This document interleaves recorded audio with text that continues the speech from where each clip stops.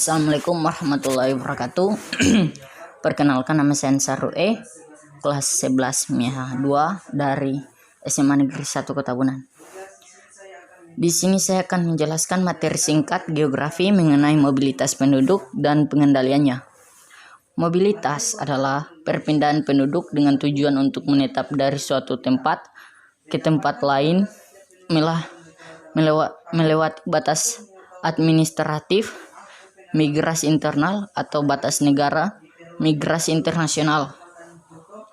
Dengan kata lain, migrasi diartikan sebagai perpindahan yang relatif permanen dari suatu daerah ke daerah lain.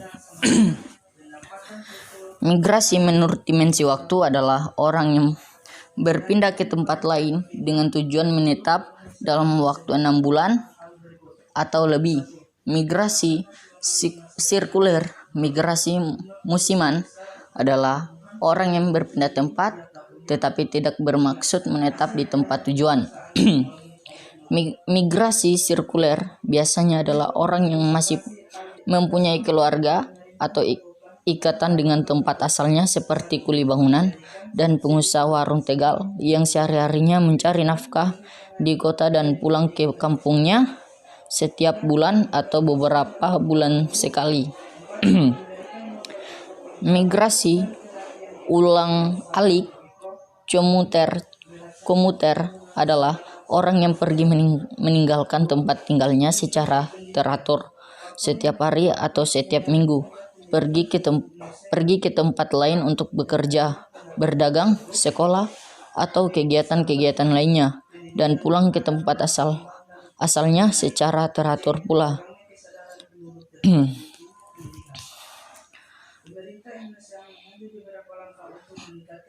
Migrasi ulang-alik biasanya menyebabkan jumlah penduduk di tempat tujuan lebih banyak pada waktu tertentu, misalnya pada siang hari. 1. Jenis-jenis migrasi. Migrasi internasional. Migrasi internasional adalah perpindahan penduduk dari satu negara ke negara lain. Migrasi internasional terdiri dari 1. Imigrasi, yaitu migrasi yang merupakan masuknya penduduk ke suatu negara. Orang yang melakukan imigrasi disebut imigran. 2. Emigrasi, yaitu migrasi yang merupakan keluarnya penduduk suatu negara. Orang yang melakukan emigrasi disebut emigran. 2. Migrasi nasional. Migrasi nasional yaitu perpindahan yang terjadi di dalam satu negara, misalnya antar provinsi atau antar kota dalam provinsi. Migrasi nasional terdiri dari A. Urbanisasi. Urbanisasi adalah perpindahan penduduk dari desa ke kota. Orang yang melakukan urbanisasi disebut urban. Kota-kota besar yang biasanya dituju oleh para urban adalah Jakarta, Bandung, dan Surabaya. Faktor-faktor yang memengaruhi urbanisasi ada 2, yaitu faktor pendorong dari desa dan faktor penarik dari kota. 1. Faktor pendorong dari desa, diantaranya A. Lapangan pekerjaan terbatas, B. Upah tenaga kerja rendah, C. Lahan pertanian semakin sempit, dan D. Fasilitas kurang memadai. 2. Faktor penarik dari kota, diantaranya A. Lapangan kerja di kota lebih banyak dan bervariasi, B. Kesempatan mendapatkan pendapatan yang lebih baik, C. Kesempatan mendapatkan pendidikan yang lebih baik, D. Tersedianya berbagai jenis fasilitas seperti fasilitas pendidikan, perumahan, kesehatan, penerangan, hidup dan transportasi, dan E. Adanya aktivitas-aktivitas di kota besar seperti tempat hiburan dan pusat kebudayaan lainnya. Urbanisasi memiliki dampak negatif dan dampak positif bagi desa yang ditinggalkan serta menimbulkan dampak negatif bagi kota yang dituju. Satu, dampak negatif urbanisasi bagi desa adalah A. Tenaga kerja usia muda berkurang, B. Produksi pertanian menurun, dan C. Pembangunan terhambat. 2. Dampak positif urbanisasi bagi desa adalah A. Jumlah pengangguran di desa berkurang, dan B. Taraf hidup penduduk di desa meningkat. 3. Dampak negatif urbanisasi bagi kota adalah A. Banyak berdirinya rumah-rumah kumuh, B. Tingkat pengangguran di kota semakin tinggi, C.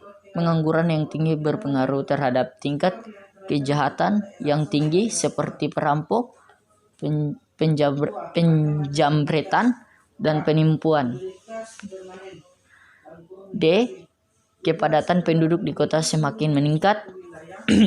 E. Kepadatan penduduk berpengaruh terhadap penurunan kualitas lingkungan hidup seperti pencemaran udara, air, dan pencemaran suara.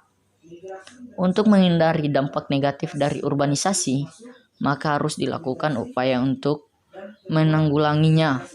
Usaha pemerintah untuk mengurangi terjadinya peningkatan urbanisasi di kota adalah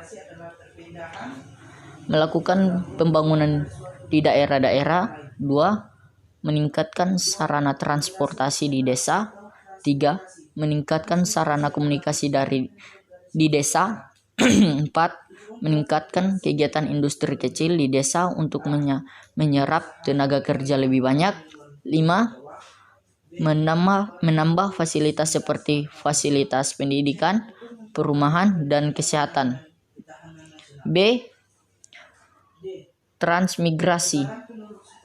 Transmigrasi adalah perpindahan penduduk dari daerah yang padat penduduknya ke daerah yang jarang penduduknya.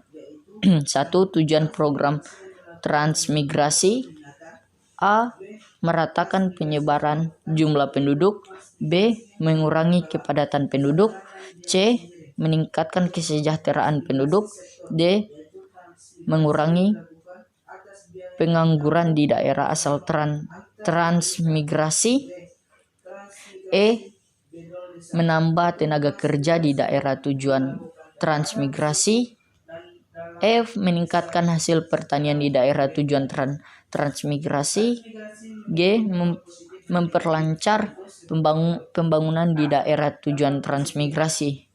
2. Daerah asal dan daerah tujuan transmigrasi pada tahun 1975. Pemerintah telah mengeluarkan keputusan Presiden Kepres Republik Indonesia nomor 1 tahun 1973 dan nomor 2 tahun 1975 tentang syarat daerah asal dan daerah tujuan transmigrasi. Daerah asal transmigrasi yang diutamakan adalah Pulau Jawa, Madura, Bali, dan Lombok.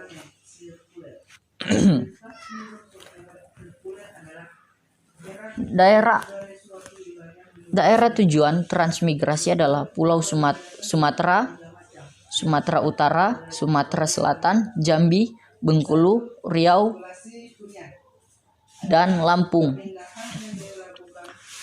Kalimantan Tengah dan Kalimantan Selatan, Papua, Maluku, dan Nusa Tenggara. A. Syarat-syarat daerah asal transmigrasi adalah 1. Daerah yang memiliki kepadatan penduduk yang tinggi. 2. Daerah kering dan tandus. 3. Daerah rawan bencana alam seperti banjir, gempa, gunung meletus, dan lain-lain. 4. Daerah dengan penduduk berpenghasilan rendah. 5. Daerah yang digunakan sebagai proyek pembangunan. B. Syarat-syarat daerah tujuan transmigrasi adalah memiliki tanah yang subur untuk pertanian. 2. Adanya sumber pengairan untuk pertanian. 3. Aman dari bencana alam. 4. Memiliki fasilitas yang cukup seperti pendidikan dan kesehatan. 5. Sarana dan prasarana transportasi baik. 3. Jenis-jenis transmigrasi. Jenis-jenis transmigrasi yang dilakukan di Indonesia adalah transmigrasi umum, transmigrasi yang pelaksanaan dan pembiayaannya ditanggung oleh pemerintah. Pembiayaannya meliputi biaya perjalanan, biaya hidup, perumahan, lahan pertanian, bibit, dan alat-alat pertanian. B. Transmigrasi swakarsa. Transmigrasi yang biayanya oleh transmigran.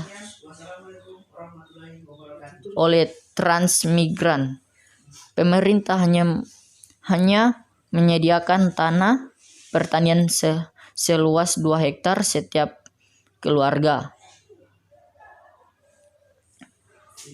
Sekian penjelasan singkat dari saya. Mohon maaf bila ada kesalahan kata ataupun